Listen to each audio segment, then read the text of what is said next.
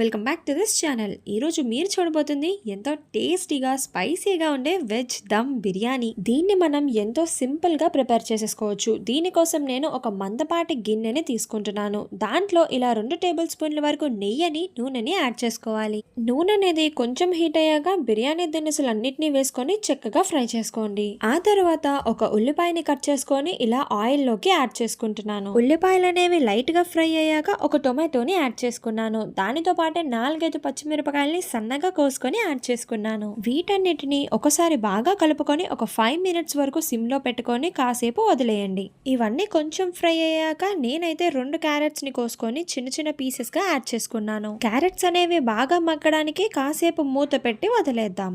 నేనైతే ఒక 10 మినిట్స్ వరకు సిమ్ లో పెట్టుకొని వదిలేసాను. ఒక 10 మినిట్స్ తర్వాత క్యారెట్స్ అనేవి సగం కుక్ అయిపోయి ఉంటాయి. ఈ టైంలోనే మనం 2 టేబుల్ స్పూన్ల వరకు అల్లం వెల్లుల్లిపాయ పేస్ట్ ని యాడ్ చేసుకొని బాగా కలుపుకోవాలి. ఇలా మనం వేసుకున్న వెజిటేబుల్స్ అన్నిట్లో అల్లం వెల్లుల్లిపాయ పేస్ట్ అనేది బాగా కలిసిపోయి కొంచెం ఫ్రై అయ్యాక పన్నీర్ పీసెస్ ని మష్రూమ్ పీసెస్ ని యాడ్ చేసుకుంటున్నాను. మీ దగ్గర ఒకవేళ పన్నీర్ మష్రూమ్ అనేది అవైలబుల్ గా లేకపోతే మీరు వేరే వెజిటేబుల్స్ అయినా యూజ్ చేసుకొని బిర్యానీని ప్రిపేర్ చేసుకోవచ్చు. మీరు దీనికి బదులుగా పొటాటోని, బీన్స్ ని, కాలీఫ్లవర్ ని కూడా యూజ్ చేసుకొని బిర్యానీని ప్రిపేర్ చేసుకోవచ్చు. వీటన్నిటిని బాగా కలిపేసుకున్నాక మీ టేస్ట్ కి సరిపోయేంత ఉప్పుని యాడ్ చేసుకొని ఒక్కసారి బాగా కలిపేసుకొని మూత పెట్టుకోండి. ఒక 3-4 మినిట్స్ అయినా మీడియం ఫ్లేమ్ లో పెట్టుకొని చక్కగా ఉడికించుకోండి.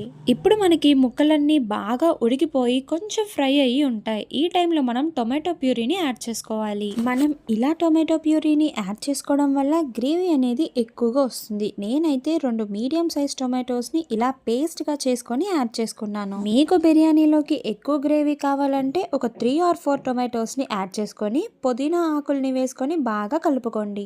టొమాటో ప్యూరీ అనేది పచ్చివాసన పోయి కొంచెం బాగా ఫ్రై అయ్యాక మనం దీంట్లో కారాన్ని, కసూరి మేతిని, గరం మసాలాని, జీరా పౌడర్ని, అలాగే ధనియాల పొడిని వేసుకొని బాగా కలుపుకోవాలి.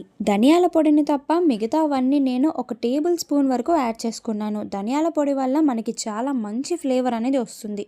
దానివల్ల నేను 2 టేబుల్ స్పూన్ల వరకు ధనియాల పొడిని వాడుకున్నాను. మనం ఆల్రెడీ స్టార్టింగ్ లో ఉప్పుని యాడ్ చేసుకున్నాం కాబట్టి నేను ఈ స్టెప్ లో ఉప్పుని యాడ్ చేయట్లేదు. ఇవన్నీ బాగా కలిసిపోయి కొంచెం ఫ్రై అయ్యాక నేను దీంట్లో 3 టేబుల్ స్పూన్ల వరకు పెరుగుని యాడ్ చేస్తున్నాను. ఇలా యాడ్ చేసుకున్న పెరుగుని బాగా కలుపుకొని ఒక 10 మినిట్స్ అయినా సిమ్ లో పెట్టుకొని వదిలేయాలి. ఇలా మనకి నూనె అనేది పైకి తేలాలి. ఇలా నూనె అనేది పైకి తేలుతుందంటే మాక్సిమం మన గ్రేవీ అనేది అయిపోయినట్టే. సో లాస్ట్ లో గార్నిషింగ్ కోసం కొన్ని జీడిపప్పుల్ని, కొంచెం కొత్తిమీరని కట్ చేసుకొని యాడ్ చేసుకొని బాగా కలుపుకోండి.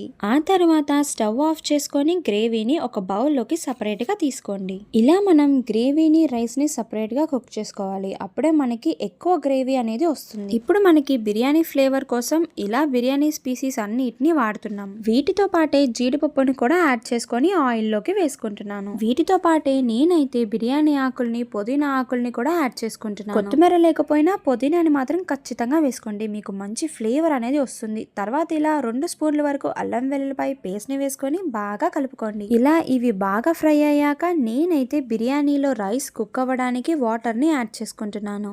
ఇలా వాటర్ ని యాడ్ చేసుకున్నాక మీ టేస్ట్ కి సరిపోయేంత ఉప్పుని యాడ్ చేసుకొని బాగా కలుపుకోండి. నేను ఈ రెసిపీ కోసం 2 గ్లాసుల వరకు బాస్మతి రైస్ ని తీసుకొని యాడ్ చేసుకుంటున్నాను. ఇలా మనం 2 గ్లాసుల వరకు రైస్ ని తీసుకున్నప్పుడు 2.5 గ్లాసుల వరకు వాటర్ ని యాడ్ చేసుకోవాలి. సో మీరు ఎంతైతే రైస్ ని తీసుకుంటున్నారో దానికి పావు వంతు ఎక్స్ట్రా యాడ్ చేసుకొని వాటర్ ని యాడ్ చేసుకోవాలి. ఇలా ఎసరు అనేది బాగా మరిగేటప్పుడు రైస్ ని వేసుకోవాలి. అలా రైస్ ని యాడ్ చేసుకుంటే త్వరగా కుక్ అవుతుంది. ఇలా మనం రైస్ అంతా వేసేసుకున్నాక మూత పెట్టుకొని ఒక 20 మినిట్స్ వరకు సిమ్ లో పెట్టుకొని చక్కగా మగ్గించుకోండి. ఇలా 80% ఆఫ్ ద రైస్ అనేది ఉడికిపోయాక కుంకుమ పువ్వు నీళ్లు కానీ, పసుపు నీళ్లు కానీ యాడ్ చేసుకోండి. కుదిరితే సాఫ్రాన్ ని యాడ్ చేసుకున్న మిల్క్ నో, వాటర్ నో యాడ్ చేసుకోండి. ఫ్లేవర్ అనేది ఎంతో బాగుంటుంది.